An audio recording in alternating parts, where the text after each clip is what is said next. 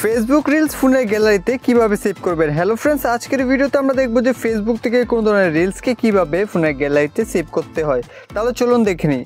তো বন্ধুরা, ফেসবুক থেকে কোনো ধরনের রিলসকে ফোনের গ্যালারিতে সেভ করার জন্য আপনি সবার প্রথমে ফেসবুক অ্যাপ্লিকেশনটিকে ওপেন করে তারপর সেই রিলটিকে ওপেন করে নেবেন। এখন এখানে যে শেয়ার আইকনটি রয়েছে তার উপরে ক্লিক করে দেবেন। এখন এখান থেকে আপনি কপি লিঙ্কের অপশনটি পাবেন। তো এখান থেকে ক্লিক করে আপনি লিঙ্কটিকে কপি করে নিলেন। কপি করে এখন ব্যাক করে এখন চলে আসুন ফোনের ক্রোম ব্রাউজারে।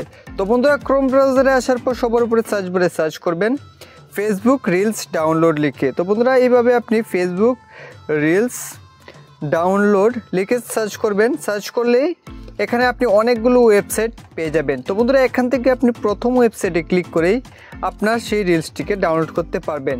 তার জন্য এখানে দেখুন পেস্ট ভিডিও ইউআরএল ফেসবুক। তো এখানে আপনি আপনার আঙুল দিয়ে চেপে রাখুন। তারপর এখানে আপনি পেস্টের অপশনটি দেখতে পাবেন। তো পেস্টের উপরে ক্লিক করে এখন এখান থেকে ডাউনলোডের উপরে ক্লিক করুন। তো বন্ধুরা, ডাউনলোডের উপরে ক্লিক করে একটু সময় অপেক্ষা করবেন, তারপরে আপনি কিন্তু সেই রিলসটি ডাউনলোড করার অপশন পেয়ে যাবেন। তো বন্ধুরা, এখন এখান থেকে আপনি সেই রিলসটিকে একবার চেক করে নিতে পারেন।